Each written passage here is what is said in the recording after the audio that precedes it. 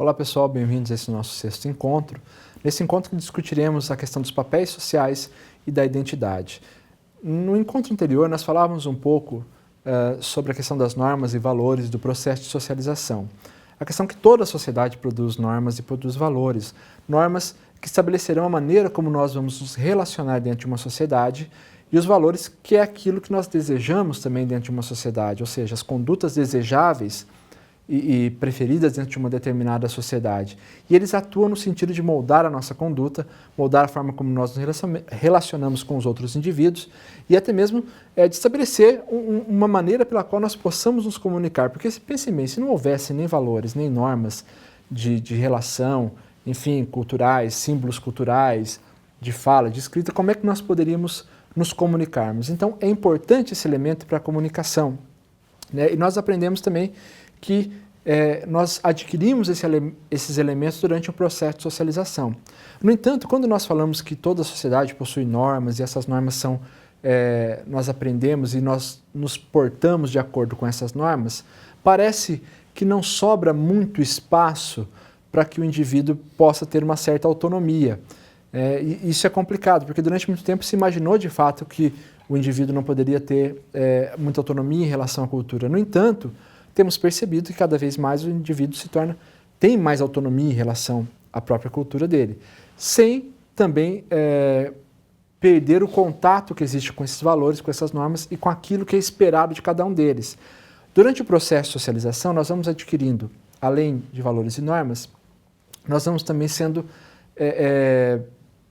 colocados dentro de uma sociedade em que ela espera algo de nós, em que nós temos que ter uma determinada conduta a partir daquilo que ela espera. Cada um de nós tem uma determinada função, um determinado papel a cumprir dentro da sociedade. Pensa que a ideia do papel ele tem muito a ver com a coisa do ator, né? Pensa que o ator é aquele que é dado um papel para ele e ele estuda esse papel e ele vai fazer uma atuação em que ele encarna esse papel nele. Nós, todos os dias, estamos atuando.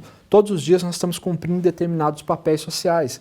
Por exemplo, na figura do pai, na figura da mãe, na figura do filho, da filha, do esposo, do namorado, né? Existem algumas coisas que são esperadas de nós enquanto pessoas que possuem esse papel social ou estão nessa posição social e precisam ter uma determinada conduta. Nós chamamos isso de papéis sociais que nós realizamos em determinado momento de nossa vida e dependendo da função que nós temos na sociedade. Mas para dar uma definição mais tranquila, eu gostaria de ir ao quadro com vocês. Então, ali nós colocamos que, através dos processos de socializações, nós aprendemos os diversos papéis sociais que nós temos que atuar. O papel social, ele é uma expectativa, ou são expectativas socialmente definidas que uma pessoa segue em uma dada posição social. Os papéis sociais são prescritivos, direcionam o comportamento de um indivíduo. Então vejam bem, quando eu falo para vocês que existe o papel do pai, nós temos um ideal dentro da sociedade de quem é esse pai. Quando nós pensamos no médico, no enfermeiro, no engenheiro, no professor, no administrador, né, seja qual for a função que ele exerce, existe uma determinada expectativa da sociedade que ele se comporte de uma determinada maneira. Expectativa essa que nós que estamos ali atuando naquele papel sabemos que existe. Por quê? Porque através do processo de socialização, aquele mesmo processo que nós explicamos no encontro anterior, através do processo de socialização, nós aprendemos também qual é o papel social dessas figuras ou dessas funções dentro da sociedade.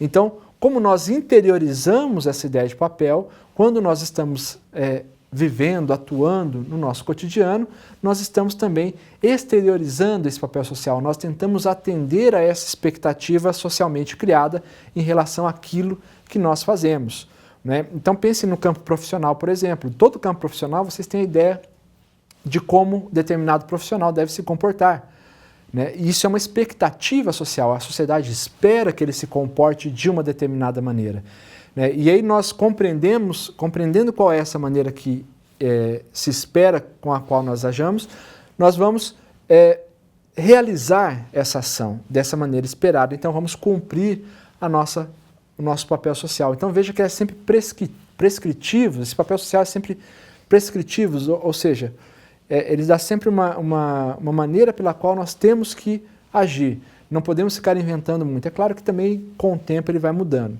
No entanto, não existe apenas papéis sociais.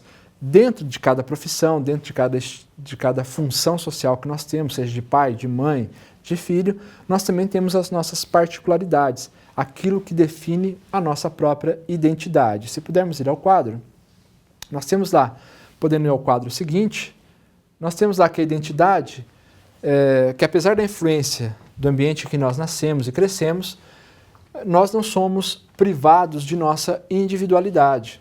De um modo geral, a identidade se relaciona ao conjunto de compreensões que as pessoas mantêm sobre quem elas são e sobre o que é significativo para elas.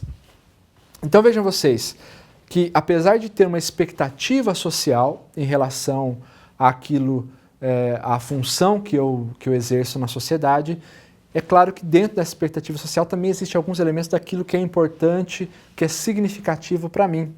Aquilo pelo qual eu não abriria mão de maneira alguma. Como é que eu adquiro isso? Com os vários contatos que eu tenho ao longo da minha vida. Pensem vocês que cada vez mais nós temos mais contatos, né? Então, por exemplo, um jovem hoje, ele não fica restrito apenas ao contato com a família, com a escola local, mas sobretudo através das novas tecnologias de comunicação, ele consegue ter contato com o mundo inteiro. E esses contatos que ele tem com o mundo vai também formando aquilo que é importante para ele. E ao longo da sua vida ele vai incorporando esses valores que ele vai adquirindo à sua conduta, criando a sua identidade pessoal. Então, por isso que, por exemplo, apesar de ter uma expectativa em relação aos vários profissionais, nós conseguimos determinar certas diferenças entre esses profissionais, porque eles vão também imprimindo uma certa identidade pessoal à maneira como eles exercem sua função, uma determinada identidade pessoal em relação àquilo que a maneira como ele atua como pai, como filho, enfim, as diversas funções que ele vai ter na sociedade. Então, nós não somos totalmente modelados pela sociedade, nós não somos totalmente mobilizados ou contornados por essa sociedade de tal forma que não há como sair. Nós, na verdade, temos sim um grau de liberdade, evidentemente não é toda a liberdade, mas um grau de liberdade que é importante termos para cunharmos a nossa identidade pessoal. Só que também existe um outro conceito que é de identidade social. Se voltarmos ao quadro, nós temos ali que a identidade social é a característica atribuída a um indivíduo pelos outros. Ou seja, apesar de nós criarmos um conjunto de coisas que identificamos que é importante para cada um de nós, nós também temos esse elemento que é o que os outros pensam da gente, que é uma identidade social, é aquilo que os outros pensam, não é a expectativa, é como eles nos veem e o julgamento que fazem de nós, e aí nos dão uma identidade que ela é social, é dada pelo outro. Essa identidade dada pelo outro, eu não tenho como controlar, né? Mas falando da questão da identidade pessoal ainda, um dos elementos que eu já falava há pouco é a questão da mídia, e como essa mídia interfere nessa formação de identidade. E nós falaremos sobre essa cultura que é chamada de massa, então, num próximo encontro. Até lá!